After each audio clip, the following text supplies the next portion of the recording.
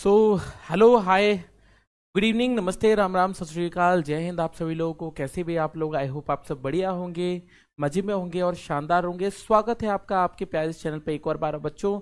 मैं शैलेंद्र आप सभी के साथ एक और बार, और आज हम एक नया चैप्टर यानी नया अध्याय प्रारंभ कर रहे हैं। इस चैप्टर का नाम है हीट एंड थर्मोडायनेमिक्स। वैसे तो मेरा मन कर रहा था कि मैं वेव्स एंड ऑसिलेशन स्टार्ट कर दूं, यानी तरंगे एवं दोलन स्टार्ट कर दूं, लेकिन कोई बात नहीं।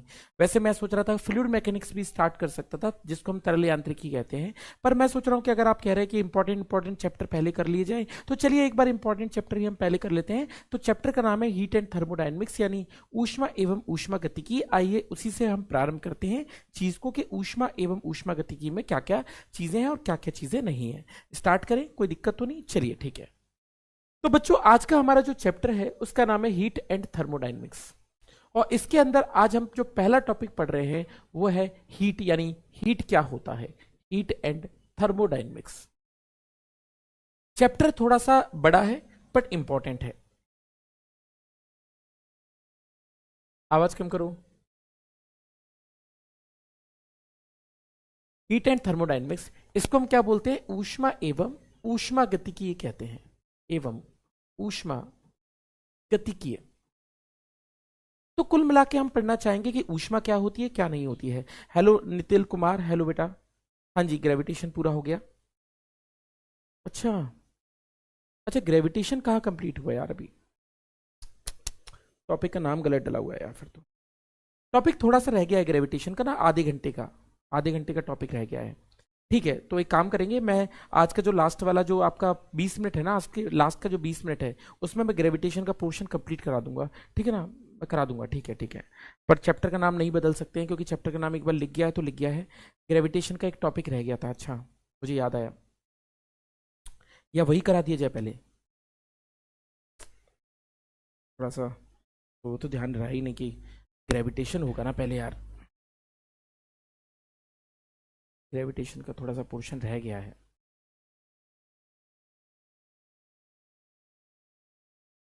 ग्रेविटेशन कहाँ तक कराया था पिछली बार?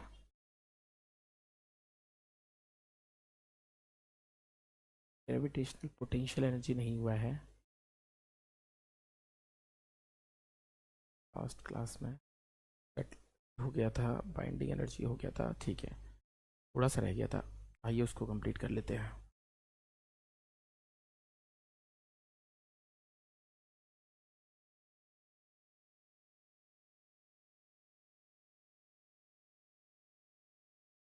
चलो भाई ठीक है। तो ग्रेविटेशन थोड़ा सा रह गया आधे घंटे का ना, वो कंप्लीट कर लेते हैं, वरना वो छूट जाएगा। वरना मैं नहीं चाहता हूँ कि कोई पोर्शन छूट जाए। ठीक है ठीक है अनुज, ठीक है मैं समझ गया। ठीक है, चलिए तो पहले वही कर लेते हैं, वरना जो लोग बैकलॉग कंप्लीट करेंगे उन लोगों के लिए दिक्कत होगी, ये पोर्शन रह जाएगा। तो चैप्टर रुकता है थोड़ी देर के लिए, आधे घंटे के लिए। आधे घंटे के लिए हम एक नए जो, मतलब पिछले चैप्टर में जो चीज़ रह गई थी उसको हम पढ़ने वाले हैं।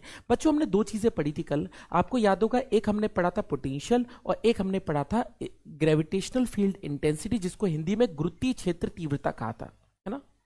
अगर आपको फॉर्मूले याद हो तो आपको याद है, आपको हमने इंटेंसिटी का फॉर्मूला यानी तीव्रता का फॉर्मूला लिखा था आई बराबर G M by R square आपने लिखा था। जबकि आपको याद होगा आपने पोटेंशियल का फॉर्मूला, विभव का फॉर्मूला लिखा था माइनस का जी एम बाय आर। और मैंने आपसे कहा था इस चैप्टर में पोटेंशियल यानी विभव हमेशा और हमेशा माइनस होगा। क्यों माइनस होगा? क्योंकि जब आकर्षण होता है, जब एट्रैक्शन की स्थिति होती है, तो ऐसे केस में आप हमेशा विभव को माइनस में लिखकर चलते हो। यह बात भी हमारी कल हुई थी, आपको याद भी होगा, यह बात हमारी हुई थी। आइए उसी से चर्चा करते हैं। तो उसी के आगे एक छोटा सा टॉपिक है जिसके बारे में हम बात करते हैं, उसको हम कहते हैं गुरुत्वीय स्थैतिक ऊर्जा। अगर मैं बात लेकर चलता हूं तो अब हमारा एक टॉपिक है जिसका नाम है ग्रेविटेशनल पोटेंशियल एनर्जी। एक छोटा सा टॉपिक है gravitational potential energy, gravitational potential energy. तो अब हमें यह टॉपिक पढ़ना है एक्चुअली में, ग्रेविटेशनल पोटेंशियल एनर्जी, यानी इसको हम गुरुत्वीय स्थिति स्थैतिक ऊर्जा कहते हैं। गुरुत्व स्थैतिक ऊर्जा। आप बोले सर पोटेंशियल एनर्जी और इसमें क्या फर्क है? अरे कोई फर्क नहीं है, ये पोटेंशियल एनर्जी ही है, स्थैतिक ऊर्जा ही, जिसको आप हमेशा से क्या लिखते थे? mgh। बिल्कुल वही चीज है, आप ये समझ के चलिए। चलिए जरा देखते हैं कि क्या है क्या नहीं है। बच्चों पोटेंशियल एनर्जी का फॉर्मूला क्या होता है जरा समझना। स्थैतिक ऊर्जा का फॉर्मूला क्या होता है। मान लो बेटा ये पृथ्वी है, मान लो ये पृथ्वी है और पृथ्वी से ऊंचाई पर आप किसी ऊंचाई पर चले जाते हैं। मान लेते हैं आप पृथ्वी से किसी ऊंचाई पर चले जाते हैं, ये पृथ्वी से आप ऊंचाई पर चले गए, ठीक है। सेंटर में ये रहा सेंटर, और मान लेते हैं कि आप कितनी ऊंचाई पर पहुंच गए, आप किसी ऊंचाई पर पहुंच गए जिसका नाम था एच। एच इसको हम त्रिज्या कह देते हैं आर। स्मॉल आर किसके बराबर होगा, हम कई बार लिख चुके हैं, स्मॉल आर होता है आर प्लस एच के बराबर। हम बताना चाहते हैं कि इस पर स्थैतिक ऊर्जा क्या होगी। आप तुरंत मटक के बोल देंगे सर एमजीएच। अरे भैया जी एमजीएच तो होगी, पर बेटा यहां पर एमजीएच नहीं होती। एमजीएच भी किसी कंडीशन यानी किसी स्थिति में निकाली गई है। हमेशा पोटेंशियल एनर्जी का फॉर्मूला एमजीएच नहीं होता, थोड़ा सा दिमाग लगा के सोचना। हमेशा पोटेंशियल एनर्जी का फॉर्मूला एमजीएच नहीं लगाया जाता। तो आप समझो कि फॉर्मूला क्या लिखेगा क्या नहीं लगेगा। मैं आपको बता के चल रहा हूं, मेरी बात को ध्यान से सुनिएगा कि हम क्या कह रहे हैं। अगर मैं बात जानना चाहता हूं कि पोटेंशियल एनर्जी क्या होगी, स्थैतिक ऊर्जा क्या होगी, गुरुत्वीय स्थैतिक ऊर्जा क्या होगी, ग्रेविटेशनल पोटेंशियल एनर्जी होगी क्या, हाइट पर कितनी होगी, तो थोड़ी बहुत एनर्जी थोड़ी बहुत ऊंचाई पे तो हाइट लिख सकते हो एमजीएच, हमेशा एमजीएच नहीं होता। तो अगर आप लिखना चाहते हो तो वास्तविकता में फॉर्मूला क्या है गुरुत्वीय स्थैतिक ऊर्जा का, अगर मैं लिखना चाहूं तो बेटा यहां पर गुरुत्वीय स्थैतिक ऊर्जा का फॉर्मूला यानी पोटेंशियल एनर्जी का फॉर्मूला होता है माइनस का GMM अपॉन में आर। आज के बाद आप हमेशा इसी फॉर्मूले को याद रखिएगा, यही फॉर्मूला आपकी जिंदगी को सफल बनाएगा। तो अगर मैं बात लेकर चलूं स्थैतिक ऊर्जा की तो उसका फॉर्मूला माइनस का GMM बाय आर होता है, ये बात ध्यान रखिएगा। तो इस बिंदु पर निकालोगे तो यहां पर स्थैतिक ऊर्जा निकल कर आएगी GMM अपॉन में आर। और क्योंकि आकर्षण है इसलिए अट्रैक्शन के लिए माइनस, माइनस यहां पर क्या बता रहा है, अट्रैक्शन यानी स्थिति को बता रहा है, आकर्षण की स्थिति को बता रहा है, ठीक है जी। तो इस तरीके से हम क्या लिख सकते हैं, पोटेंशियल एनर्जी का फॉर्मूला क्या लिख सकते हैं, माइनस की GMM बाय आर लिख सकते हैं। एक सरल से शब्दों में समझिए तो कितनी होती है, माइनस की GMM बाय आर होकर चलती है। बात ठीक है, समझ में आ रही है, चलिए ठीक है जी। Work done, work done to bring mass from R1 height to R2 height, to R2 height, height। ये जो हम पोर्शन पढ़ रहे हैं ये हमारा 11th क्लास का पोर्शन है। तो हमसे पूछा गया है कि किसी द्रव्यमान को ऊंचाई से R2 ऊंचाई पर ले जाने में कार्य, ले जाने में कार्य, ले जाने में कार्य।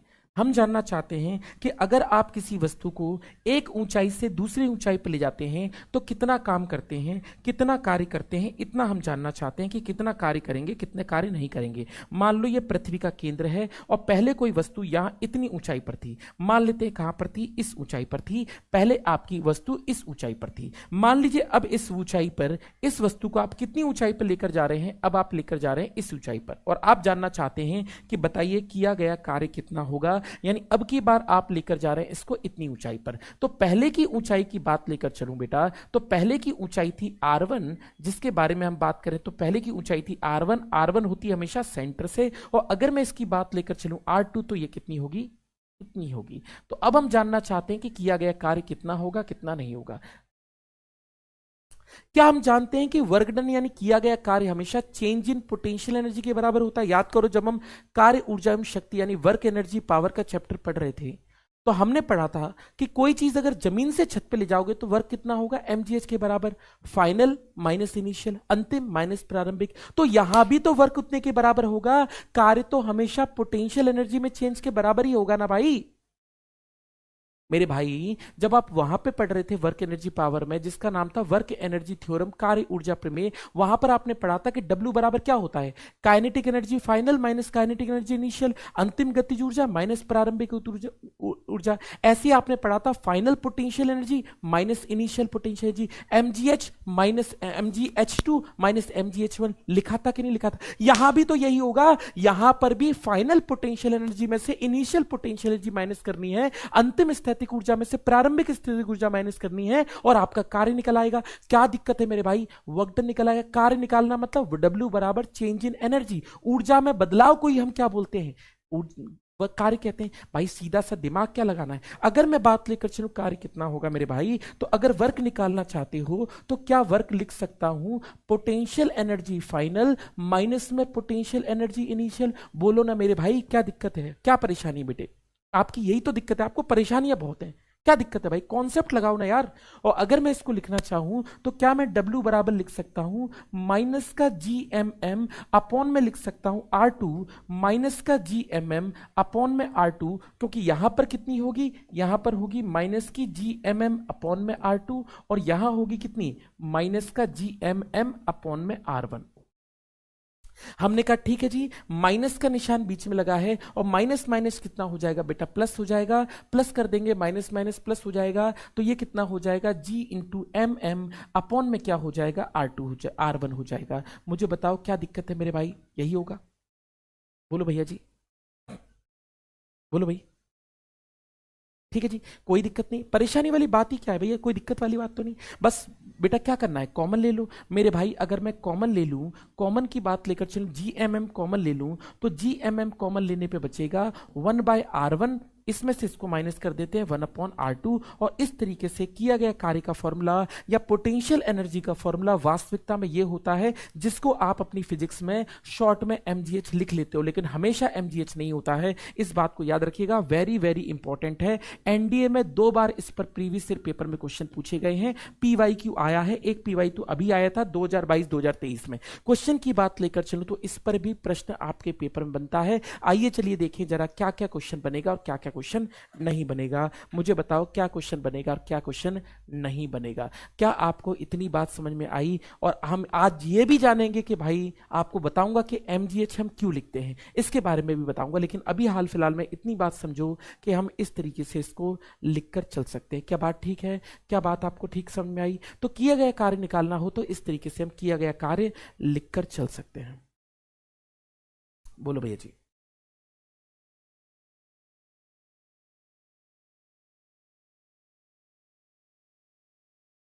बोलो भाई, किसी कोई दिक्कत तो नहीं?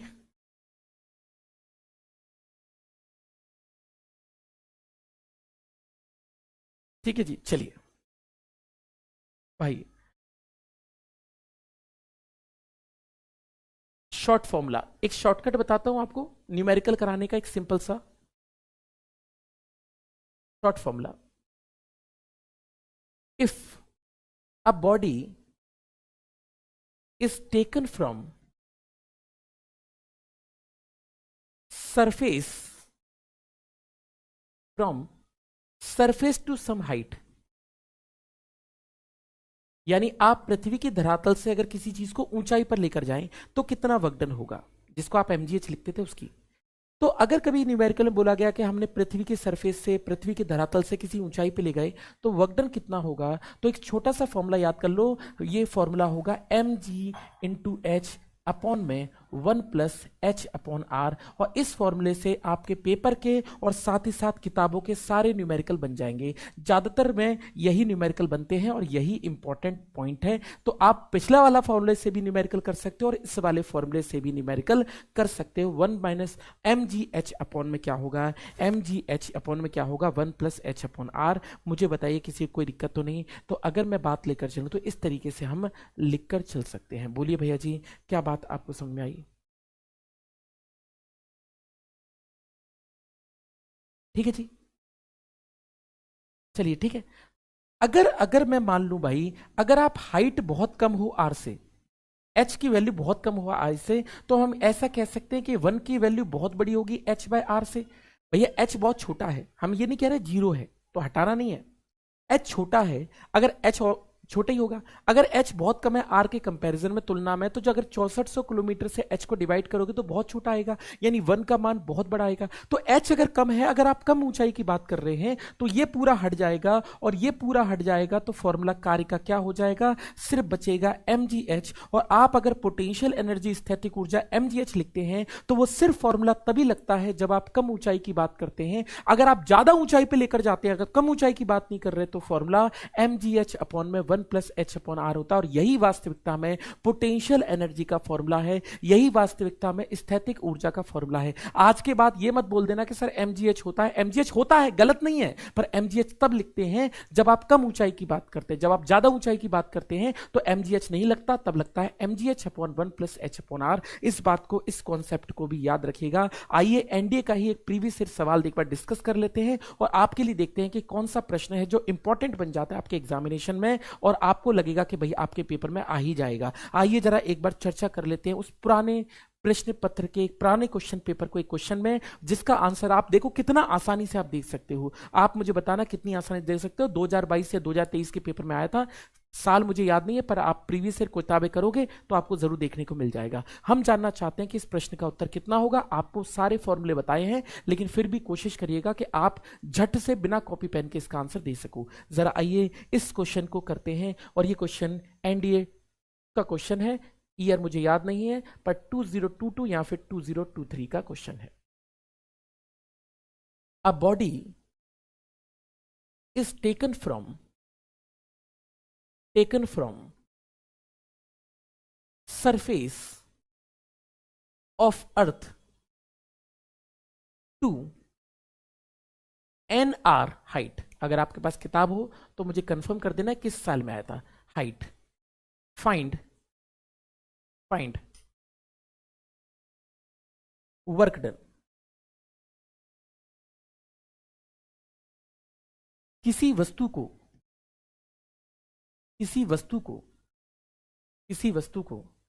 पृथ्वी के धरातल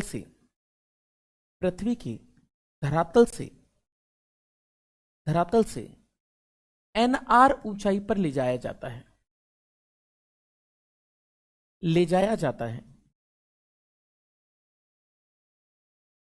है।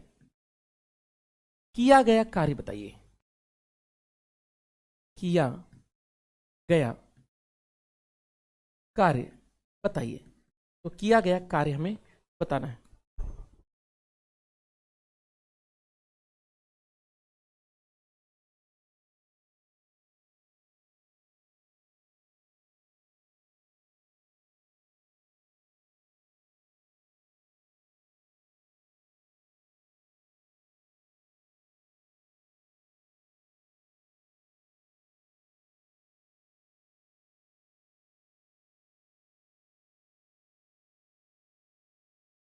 हाँ जी भैया, ठीक है। तो अगर मैं बात लेकर चलूं तो हमसे बोला गया कि किया गया कार्य बताइए कि कितना होगा कितना नहीं होगा। आप सब लोग मुझे आंसर देना चाहोगे या नहीं देना चाहोगे, या फिर आपका मन ही नहीं है इसका आंसर देने का। भाई अगर मैं इसकी बात लेकर चलूं तो मैंने आपसे कहा था कि पृथ्वी के धरातल से किसी चीज को ले जाओगे तो शॉर्टकट फॉर्मूला यूज कर लेना, mgh अपॉन में 1 प्लस h अपॉन r। मुझे पता है आप नहीं यूज करोगे भाई, मुझे आप लोगों के बारे में अब तो बहुत कुछ पता चल चुका है। काफी टाइम हो गया आपके साथ पढ़ाते आपको। मैं जानता हूं यार आपको मतलब ही नहीं है कोई चीज जिंदगी से। तो mg इंटू nr लिख सकते हैं हाइट को, h को। और अगर मैं बात लेकर चलूं तो इसको लिख सकते हैं 1 प्लस nr अपॉन में r लिख सकते हैं। देखो शॉर्टकट से कैसे कराऊंगा और किताब के मेथड से कैसे करेंगे। n की बात लेकर चलूं इतना लिख सकते हैं 1 प्लस nr अपॉन r।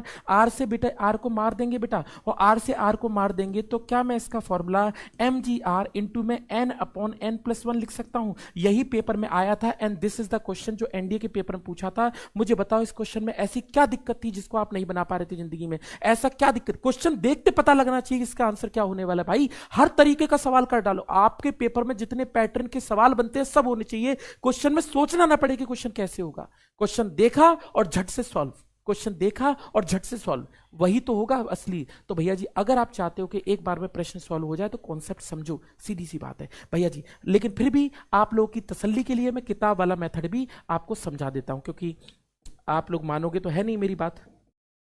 आप बोलोगे नहीं सर जी किताब वाला भी बताओ हमें, चलो किताब वाला देखते हैं। तो भाई किताब वाले मेथड की बात करूं, किताब वाले की बात लेकर चलूं, तो आप कहां से कहां ले जा रहे हो? पृथ्वी के धरातल से किसी ऊंचाई पर, कितनी ऊंचाई पर? एनआर ऊंचाई पर। चलिए जी, पृथ्वी के सरफेस से, पृथ्वी के धरातल से कितनी ऊंचाई पर? इसको डिलीट कर देता हूं, एक सेकंड रुकना, ग्रीन कलर को डिलीट कर देता हूं, साफ साफ दिखे। तो पृथ्वी के धरातल से कहां ले जा रहे हो? एनआर ऊंचाई पर। चलिए भैया जी, एनआर ऊंचाई पर मुझे एक बात बताओ, पृथ्वी के धरातल पर पोटेंशियल एनर्जी, स्थैतिक ऊर्जा कितनी होगी मेरे भाई? स्थैतिक ऊर्जा कितनी होगी? एम जी, हमें पता है फॉर्मूला क्या था, minus G M M upon small R. पर स्मॉल आर यहाँ एच तो है नहीं, अकेला क्या है यहाँ पर? त्रिज्या। तो यहाँ पर कितना होगा अगर मैं बात करूं सतह पर? तो ये हो जाएगी माइनस की जी एम एम अपॉन में कैपिटल आर। बात ठीक है? ऊंचाई पर कितनी होगी बेटा, बात लेकर चलूं तो ऊंचाई पर होगी माइनस की जी एम एम अपॉन में टोटल ऊंचाई कितनी होगी पृथ्वी के सेंटर से? N R plus are.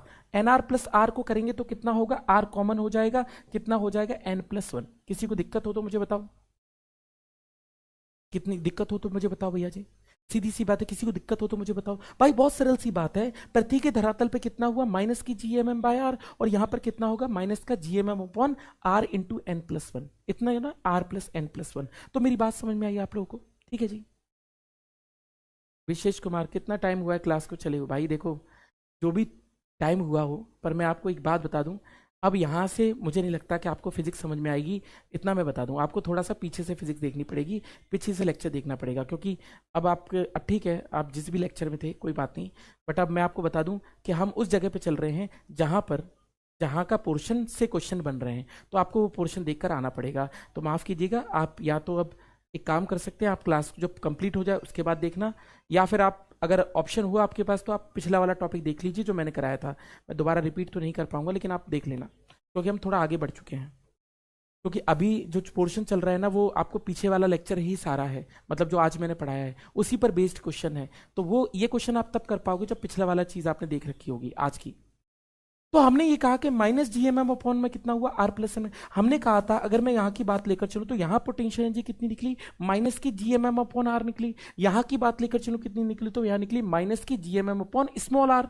Small R कितना होगा? Total height. और टोटल हाइट कितनी है? N R plus R. N R plus R में से आर कॉमन ले लूंगा तो कितना बनेगा? N plus one. और अगर मैं बात लेकर चलूँ कि वर्क डन कितना होगा या किया गया कार्य कितना होगा, तो हमने, आपको याद होगा फॉर्मूला था जी एम एम अपॉन में, आपको याद होगा फॉर्मूला था जी, या फाइनल माइनस इनिशियल कर लो, आपकी मर्जी है, आप फाइनल माइनस इनिशियल कर लो, आप परेशान मत हो। Minus G M M upon में आर इंटू में एन प्लस वन, ये है बाद की, माइनस माइनस क्या कर देंगे? प्लस हो जाएगा, और ये कितना हो जाएगा? जी एम एम अपॉन में कितना हो जाएगा? आर हो जाएगा। यही हो जाएगा, यही हो जाएगा मेरे भाई। अब एक काम करूं, मैं अगर कार्य निकालना चाहता हूं तो मैं जी एम एम को कॉमन ले लेता हूं, और जी एम एम को अगर कॉमन ले लूंगा और आर को भी कॉमन ले लेता हूं ताकि थोड़ा आसान हो जाए। तो इसको मैं अगर जी एम एम को कॉमन ले लूंगा तो ये बचेगा, इधर पे पूरा वन बचेगा, वन माइनस में कितना बचेगा? One upon N plus one बचेगा। मुझे बताओ क्या दिक्कत है भाई? कोई दिक्कत तो नहीं, आप बाकी कर सकते हो। अगर मैं बात लेकर चलूं तो ये कर सकता हूं, एक काम करता हूं, ये हुआ G M M upon R, इसको हम क्या लिख सकते हैं? जी एम एम अपॉन में लिख सकते हैं, आर लिख सकते हैं। इसको सॉल्व करना चाहूं तो एन प्लस वन माइनस में वन अपॉन में क्या हो जाएगा? एन प्लस वन हो जाएगा। वन से वन को कैंसिल आउट कर देते हैं, डब्ल्यू बराबर कितना हो जाएगा? जी एम एम अपॉन में कितना हो जाएगा? आर हो जाएगा, इंटू में क्या हो जाएगा? N upon N plus one हो जाएगा। ये किताब का मेथड है जिस मेथड को हम बता रहे हैं, पर हम लोग तो हमेशा शॉर्ट ट्रिक ही हमेशा सोचते हैं कि शॉर्ट मेथड हो, तो शॉर्ट मेथड आपके लिए ये है। बाकी इस मेथड से भी आप क्लास को मतलब क्वेश्चन को कर सकते हो, इसका आंसर भी सेम निकलेगा, इसी तरीके से निकल कर आएगा, इस तरीके से निकल कर आएगा। तो G M M upon R अब इंटू में एन प्लस वन हो गया। ठीक है जी। जब एनडीए के पेपर में क्वेश्चन आया था तो एम जी के फॉर्म में था। अब क्या करना है मुझे एक बात बताओ, क्या आप पहले कई बार पढ़ चुके हो कि जीएम की वैल्यू जी आर स्क्वायर के बराबर होती है? तो जी एम की जगह हम क्या रख देते हैं? जी आर स्क्वायर। अगर इसकी जगह जी आर स्क्वायर रख दूं तो क्या, मुझे एक बात बताना, ये हो जाएगा जी आर स्क्वायर इंटू में हो जाएगा एम अपॉन में हो जाएगा आर इंटू में क्या हो जाएगा? N upon N plus one. बात समझ आई है ना? आर से एक आर कैंसिल आउट कर दें तो क्या इसका रिलेशन बन जाएगा एम जी आर, इंटू में हो जाएगा N upon N plus one. ये लीजिए क्वेश्चन हो गया। इस क्वेश्चन को किताब के मेथड से इस तरीके से कर सकते हैं और शॉर्ट ट्रिक्स के मेथड से करना चाहो तो इस तरीके से कर सकते हैं, और ये क्वेश्चन करने का पूरा तरीका होगा। मैं दोनों मेथड आपको बता के चल रहा हूं, बुक का मेथड, पर हम हमेशा इसी मेथड को करके चलेंगे। ये हमारा हमेशा मेथड होगा। आप मुझसे पढ़ रहे हो और अगर आपको शॉर्ट ट्रिक्स ना पता हो तो किस बात की भैया जी पढ़ाई। तो आप ये फर्स्ट मेथड लिखकर चलोगे और इसको सेकंड मेथड लिखकर चलोगे। बुक इस मेथड से क्वेश्चन को कराती है। इस तरीके से हम दो चीजें करके चल सकते हैं। मैथ्स की क्लास अभी खत्म हुई है, ठीक है, कोई बात नहीं, ठीक है। चलिए इस क्वेश्चन की बात लेकर चलूं तो इस तरीके से आप क्वेश्चन करके चल सकते हैं। बात ठीक है, बात ठीक है भैया। चलिए नेक्स्ट चीज, ठीक है। अब जब आप इलेक्ट्रोस्टैटिक चैप्टर पढ़ रहे थे, जब आप इलेक्ट्रोस्टैटिक्स पढ़ रहे थे, तो आपको एक चीज याद होगी इलेक्ट्रोस्टैटिक्स वाले में, आपने वहां पर स्फीयर पढ़ा था। स्फीयर मतलब गोला। याद करो गॉस लॉ था एक चीज। गॉस लॉ में जब आप गॉस का नियम पढ़ रहे थे तो याद करो गॉस लॉ में, गॉस के नियम में आपने गोला बनाया था और गोले में अंदर बाहर इलेक्ट्रिक फील्ड इंटेंसिटी, विद्युत क्षेत्र तीव्रता पड़ी थी, और ऐसे ही आपने हर जगह पर पोटेंशियल यानी विभव भी पढ़ा था। याद होगा तो बहुत अच्छी बात है, नहीं है याद तो भी मैं आपको बता दूंगा, आपने ऐसी चीजें पढ़ी थी, आपको याद हो, आपको याद हो आपने ऐसी चीजें पढ़कर चली थी, ठीक है। अब ये बात मुझे बताना कि अगर मैं आपसे पूछूं, मुझे बताओ गोले के अंदर, हॉलो स्फीयर के अंदर, जो गोला है, खोखला गोला, उसके अंदर इलेक्ट्रिक फील्ड का मान कितना होता था, विद्युत क्षेत्र तीव्रता कितनी होती थी? मुझे बता दो, मेरे को समझ में आ जाएगा कि आपको आता है वो चीज। मुझे ये बताओ दो, खोखले गोले के अंदर इलेक्ट्रिक फील्ड कितनी होती है और बाहर कितनी होती है? क्या आपको वो सारी चीजें याद है? याद है तो बहुत अच्छी बात है, नहीं है याद तो मैं आपको करा के चलने वाला हूं। मैंने आपसे कहा था कि इलेक्ट्रोस्टैटिक वाले चैप्टर में यानी विद्युती वाले चैप्टर में और इस चैप्टर में सिर्फ एक ही चीज का फर्क है, जो चीज वहां पर Q होती है वो चीज यहां पर M होती है, बाकी कुछ फर्क नहीं है। जो चीज वहां पर 1/4 पाई एप्सिलॉन नॉट है वो चीज को यहां पर कैपिटल G लिखते हैं, बस इतना सही अंतर। बिल्कुल मोहित श्रृंखला, बिल्कुल सही बात कह रहे हो। आपको याद होगा खोखले गोले के अंदर E का मान 0 होता था, इलेक्ट्रिक फील्ड 0 होती थी, वैसे ही यहां पर भी क्या होगी, खोखले गोले में 0 होगी। वही कॉन्सेप्ट यहां पर पढ़ के चलना है। मैं आपको बता के चलता हूं कि क्या क्या है, क्या क्या नहीं है। तो अब हमारे पास टॉपिक जो आ रहा है वो है स्फीयर का टॉपिक यानी गोले का टॉपिक। और गोला की बात लेकर चलूं मेरे भाई, तो गोले दो हैं, एक को बोलेंगे हॉलो स्फीयर यानी खोखला गोला, खोखला गोला, खोखला गोला। और यहां पे बात लेकर चलूं तो दूसरा होगा सॉलिड स्फीयर यानी ठोस गोला, ठोस गोला। ये दो चीज।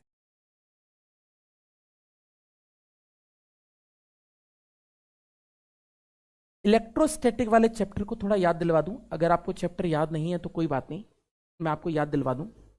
हाँ जी, बिल्कुल विशेष कुमार, बिल्कुल आ रहा, बिल्कुल सही बात है। ठीक है, क्लास को बेटा आधा घंटे से ज़्यादा हो गया, आधा घंटा करीब हो गया। आ, एक बात याद दिलवा दूं आप लोगों को। तो क्या है, अगर मैं आपसे कहता हूं कि मेरे पास एक गोला है, समझना मेरी बात को। अगर इलेक्ट्रोस्टैटिक वाले चैप्टर में जब आप हॉलो की बात करते हो तो हॉलो में क्या क्या चीजें होती थी, आपको याद दिलवा दूं, थोड़ा सा थोड़ा याद दिलवा दूं। अंदर की तरफ ई का मान 0 था, सतह पर ई का मान आपने पढ़ा था, ई बराबर 1/4 पाई एप्सिलॉन नॉट इंटू में Q by capital R square. बताना क्या है यार, डायरेक्ट ही करो यार, क्या बताना क्या है, छोड़ो ये सब, डायरेक्ट करो। याद होंगी तो बहुत अच्छी बात है, नहीं तो याद करना। तो पहला गोला जिसके बारे में बात कर रहे हैं, क्योंकि टाइम लग जाएगा बिना मतलब का और इतना टाइम हमारे पास है नहीं कि हम दो दो चीजें बताएं, तो हम डायरेक्ट करते हैं हॉलो स्फीयर। आपको याद हो तो आप याद रखना, खोखला गोला। मैं यहीं पर दोनों चीजें आपको बताते चलूंगा। खोखला गोला, तीन गोले हैं मेरे भाई, पहला गोला, दूसरा गोला और तीसरा गोला। तीन जगह पर आपको निकालना है चीजें। पहले में आप निकालोगे बाहर की तरफ, दूसरे में आप निकालोगे सतह पर, और तीसरे में आप निकालोगे अंदर की तरफ। पहले निकालोगे इस बिंदु पर, ये वाली चीज कैपिटल आर है, त्रिज्या, त्रिज्या अलग से लिखो। ये वाली चीज कैपिटल आर है, ये वाली चीज कैपिटल आर है, ये वाली चीज कैपिटल आर है, ये वाला पॉइंट पी है, ये वाला पॉइंट पी है, ये वाला पॉइंट पी है। ये वाली चीज डिस्टेंस दूरी आर है जिस पे आप निकाल रहे हैं, ये वाली दूरी जिस पे निकाल रहे हैं वो आर है, ये वाली दूरी जिस पे निकाल रहे हैं वो आर है। चलिए जी,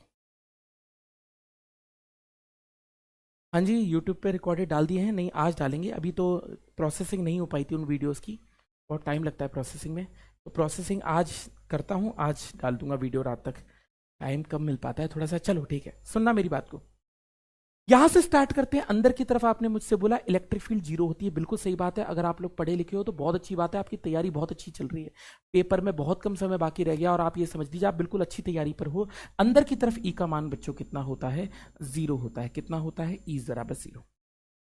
ई बराबर जीरो, बहुत बढ़िया। ई बराबर जीरो अंदर की तरफ ही।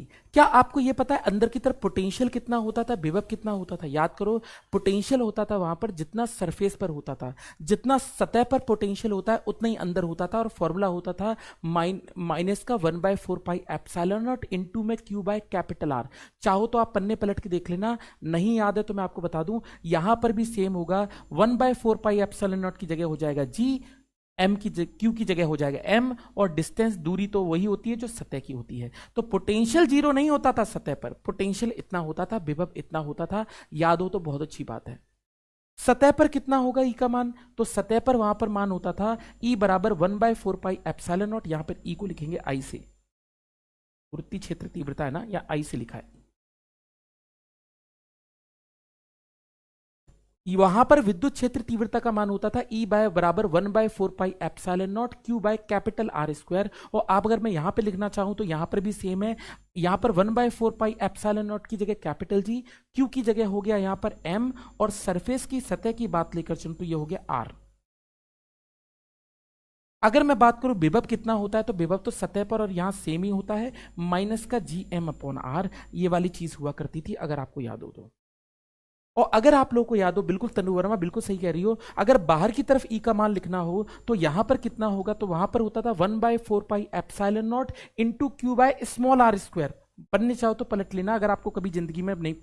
तो यहां पर होगा जी एम अपॉन में हो जाएगा स्मॉल आर स्क्वायर, और वी की मान की बात लेकर चलो यहां पे कितना होगा? तो वो होगा माइनस का जी एम बाय आर। और ये फॉर्मूले वहां पर भी लिखे थे और ये फॉर्मूले यहां पर भी हैं। मुझे बता दो ऐसी क्या चीज मैंने बता दी जो चीज आपको समझ में नहीं आई और जो चीज आपने अपनी जिंदगी में पहले कभी देखी नहीं है? ऐसी चीज बता दो जो आपने अपनी जिंदगी में पहले कभी देखी नहीं है। सीधी सी बात है, आप इन चीजों को भी पढ़ सकते हो, आप इन चीजों को पढ़ सकते हो। इसको खोखला गोला खाता बिल्कुल सेम टू सेम यहां पर है, दोनों चैप्टर एक ही हैं, बस निशान बदल गए हैं। 1/4 पाई एप्सिलॉन नॉट यहां हो गया कैपिटल जी, जो चीज वहां क्यू थी वो चीज हो गई एम, बाकी सब कुछ सेम। हाँ जी तनु सर, इन तीनों का कंबाइंड ग्राफ भी तो बनते थे। हाँ बनते थे वहां पर, वहां पर तो बनाएंगे, यहां पर तो नहीं बनाएंगे लेकिन वहां बनाएंगे आपके। तो अगर मैं बात लेकर चलूं तो इस तरीके से आप इस चीज को पढ़कर चल सकते हैं। क्या बात ठीक है? क्या बात ठीक है? बहुत बढ़िया। चलिए जी भैया, लेकिन ठोस गोले की बात लेकर चलते हैं कि ठोस गोले में क्या होगा। ये ठोस गोले में क्या होगा? ठोस गोले में क्या होगा? अच्छा, आप लोग इतनी नॉलेज रखते हो, क्या आपसे मैं एक चीज पूछ लूं, अगर आपको बुरा ना लगे तो? मुझे पता है वैसे तो मैं वहां पढ़ाऊंगा भी, लेकिन ऐसे ही मैं आप लोगों से पूछ रहा हूं, आपके साथ बस मजाक मस्ती के लिए, थोड़ी मजाक हो जाए, आपके साथ मजाक हो जाए। मुझे एक बात बता बेटा, क्या चार्ज, क्या आवेश किसी चीज के अंदर भी जा सकता है? क्या चार्ज किसी बॉडी के अंदर जा सकता है? क्या चार्ज, कोई आवेश किसी वस्तु के अंदर जा सकता है? क्या चार्ज इस पेन के अंदर जा सकता है? क्या चार्ज मेरे अंदर जा सकता है? आवेश मेरे अंदर जा सकता है? क्या चार्ज तुम्हारे अंदर जा सकता है? क्या चार्ज फ्रिज के अंदर जा सकता है? क्या चार्ज दीवार के अंदर जा सकता है? चार्ज यानी आवेश के बारे में बात लेकर चल, तो क्या आवेश, चार्ज हमेशा सतह पर यानी सरफेस पर होता है, या चार्ज कभी अंदर भी जा सकता है? हिंदी मीडियम हो, इंग्लिश मीडियम हो, कोई सा भी मीडियम हो, 10वीं क्लास का क्वेश्चन है। आप मुझे बताओ, क्या आपको लगता है कि क्या क्वेश्चन में पूछा है? मैंने आपसे पूछा कि क्या चार्ज किसी बॉडी के अंदर जा सकता है? अगर जा सकता है तो मुझे बताओ।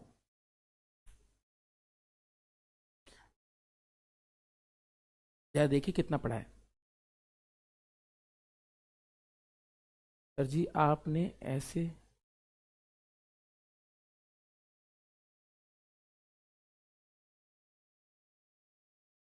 रुपेश साफ साफ बोलो, मुझे समझ में नहीं आया। तो मैंने अभी गीगा का पिरामिड नहीं देखा। बेटा तुमने अभी जिंदगी में देखा है क्या? नहीं तो नौकरी नहीं लगी तो बेटा तुम तो झज्जर भी नहीं देख पाओगे हरियाणा में।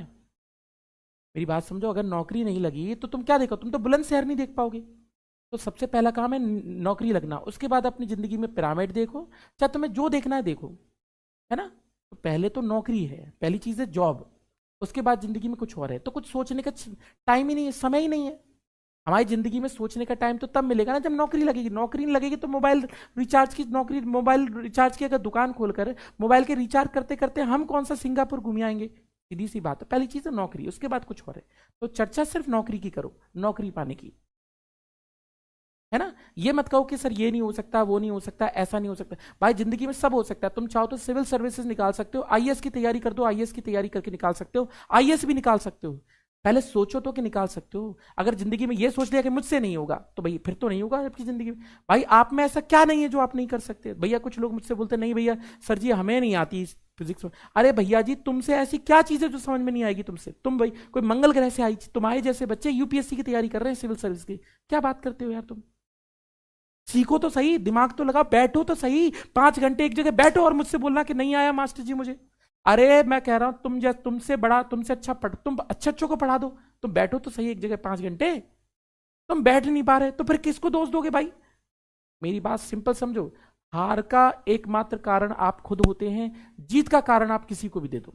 लोग उल्टा करते हैं, हार का कारण सबको देते हैं, जीत का कारण खुद के देते हैं। एक बात समझ लो अपनी जिंदगी में, आपके डिसीजन ही आपको, आपके डिसीजन, आप क्या सोच रहे हैं, आप क्या डिसीजन ले रहे हैं रोज के, मुझे पढ़ना है कि खेलना है, मोबाइल चलाना है, इंस्टाग्राम चला रहे, वही आपका डिसाइड करते हैं आप कहां जा रहे हो, होगा कि नहीं होगा। अगर 2 ऑब्जेक्ट है, एक चार्ज है तो अरे नहीं यार कैसी बातें करते हो, अरे नहीं रे, चार्ज किसी बॉडी के अंदर भी जा सकता है, मतलब तुमने नहीं पढ़ रखा। चार्ज यानी आवेश किसी वस्तु के अंदर भी जा सकता है। अगर गॉस लॉ पढ़ा है तो मैं आपको बता दूं, वहां पर एक चीज होती थी जिसको बोलते हैं सॉलिड नॉन कंडक्टिंग बॉडी। एक गोला आप पढ़ते थे, सॉलिड नॉन कंडक्टिंग बॉडी, जिसको बोलते थे ठोस अचालक गोला। जैसे ये है पेन, पेन के अंदर चार्जेस जा सकते हैं क्योंकि नॉन कंडक्टिंग है, अचालक है। ठोस अचालक गोले के अंदर भी आवेश जा सकते हैं। मेटल धातु के अंदर नहीं जा सकते, लेकिन अगर नॉन कंडक्टिंग है और ठोस है तो अंदर भी जा सकते हैं। समझ रहे हो मेरी बात? सबके अंदर जा सकते हैं, गलती मत करना। इलेक्ट्रॉन अंदर भी जा सकते हैं, चार्जेस अंदर भी जा सकते हैं। और वही वाला केस यहां पढ़ना है, चार्जेस जब अंदर की तरफ जाते हैं। तो यहां सॉलिड नॉन कंडक्टिंग वाला केस है। अब की बार अंदर की तरफ ई का मान 0 नहीं होगा। आप अगर पढ़ रखे हो तो अच्छी बात है, नहीं तो जब मैं पढ़ाऊंगा तो भाई मैं तो थोड़ा सा आगे तक का पढ़ाता हूं। मेरा मेरा मतलब पढ़ाने का तरीका ही यही है कि भाई मैं बिल्कुल, मैं एबीसीडी से लेकर अच्छे एडवांस तक पढ़ाता हूं। मैं एबीसीडी पढ़ाता ही नहीं, सीधी सी बात है। अगर मैं बात लेकर चलूं, मुझे एक बात बताना, अगर आप निकालना चाहते हो कि विद्युत क्षेत्र तीव्रता यानी कितनी होगी, तो वही चीज हमारी दोबारा से है। एक बार आपको बाहर बतानी है, एक बार आपको सतह पर बतानी है, और एक बार आपको अंदर बतानी है। ये आपकी त्रिज्या है कैपिटल आर, ये आपकी त्रिज्या है कैपिटल आर, ये आपकी त्रिज्या है कैपिटल आर। इस पॉइंट पे निकालना है, इस पी पॉइंट बोला। इस पॉइंट पे निकालना है, इसको पी पॉइंट बोला। इस पॉइंट पे निकालना है, इसको पी पॉइंट बोला। जहां निकाल रहे हैं उधर तक की दूरी आर बोली, जहां निकाल रहे हैं उधर तक की दूरी आर बोली, जहां निकाल रहे हैं उधर तक की दूरी आर बोली। ये दोनों में कोई अंतर नहीं होता, सिर्फ अंदर परिवर्तन होता है। मेरे भाई अगर यहां निकालना है तो यहां आई का मान होगा माइनस का, जो पहले था वही वाला मान होगा, माइनस का G M by, sorry I, G M by small R square, और v का मान भी वही होगा, माइनस का जी एम बाय, जो पिछला वाला था वो सबको सब, बस आखिरी वाला बदलेगा, माइनस का जी एम बाय आर। पहला चीज। दूसरी चीज, यहां पर भी वही है जो पिछला वाला था, I बराबर G M by R square capital का, और यहां पर होगा V बराबर माइनस का G M upon capital R हो जाएगा, क्योंकि स्मॉल आर और कैपिटल आर तो बराबर है, तो ये दोनों तो सेम। लेकिन यहां पर सारी चीजें बदल जाएंगी, और यहां पर अब की बार आई की बात लेकर चलूं कितना होगा, तो याद करो, अगर आपको याद होगा तो मैं आपको बता दूं, वहां पर होता था K Q R upon R cube, ये फॉर्मूला हुआ करता था। वहां पे लिखा था K Q into small R upon में आर क्यूब, ये हुआ करता था ठोस अचालक गोला यानी सॉलिड नॉन कंडक्टिंग स्फीयर के लिए। वहां पर 1/4π की जगह यहाँ कैपिटल जी है, जो चीज वहां पर क्यू होती थी वो चीज यहाँ पर एम है, बाकी सब सेम है, और इतना लिखा करते थे। और वी का मान यहाँ पर हुआ करता था माइनस का जी एम अपॉन में 2r³ इंटू में 3 into capital R square minus में आर स्क्वायर, और ये पढ़ा करते थे आप पोटेंशियल, ये कर पढ़ा करते थे आप पोटेंशियल। ये कुल मिला के आपके चैप्टर का इजी से लेकर सबसे एडवांस लेवल तक की सारी पढ़ाई है।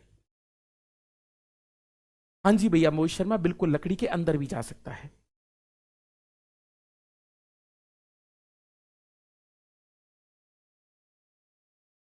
हाँ जी भैया रुपेश, बिल्कुल सर, हेयर में पेन को रगड़ने पर पेन के चार्ज आ, बिल्कुल सही बात है आदित्य तिवारी। किसी भी नॉन कंडक्टिंग के अंदर भी चार्जेस जा सकते हैं। भाई गलती कर रहे हो आप जिंदगी में, ये भूल मत जाना कि चार्जेस हमेशा सरफेस पर होते हैं, नहीं, चार्जेस किसी बॉडी के अंदर भी हो सकते हैं। पढ़े लिखे हो यार आप, मुझसे पढ़ रहे हो, थोड़ा तो दिमाग लगाओ। आवेश चार्जेस किसी बॉडी के अंदर भी जा सकते हैं, हाँ जी, होता है ऐसा। जब सॉलिड नॉन कंडक्टिंग होता है यानी ठोस अचालक गोला होता है तो ऐसा भी होता है, ऐसा भी होता है। मेरी बात समझने की कोशिश करो, ऐसा भी होकर चलता है, ऐसा भी होकर चलता है। मुझे बताओ क्या आपको ये कॉन्सेप्ट भी क्लियर हुआ? और ये कॉन्सेप्ट भी हमें पढ़ना था। अब जाके हमारा ग्रेविटेशन यानी गुरुत्वाकर्षण चैप्टर कंप्लीट हुआ है, पूरा हुआ है। मुझे नहीं पता कौन कितना पढ़ाता है भाई, लेकिन भाई आप ये समझ के चलो, अब आपके पेपर का, आप ये पेपर छोड़ दो, आप कोई भी पेपर दे लेना, आपके पेपर से इससे टॉपिक बाहर आ ही नहीं सकता। सारे क्वेश्चन आपके पढ़े हुए आएंगे, इतना मेरा आपसे वादा है। गुरुत्वाकर्षण कर लेना, कोई सी भी इंडिया में जो किताब आपके पास आ रही हो उस किताब के क्वेश्चन लगाना चालू कर देना। क्वेश्चन जो मर्जी आए, जो किताब मिल रही हो इंडिया में वो लगाना चालू कर देना। छाती ठोक के बोलता हूं, जो किताब मिल रही हो करना स्टार्ट कर दो।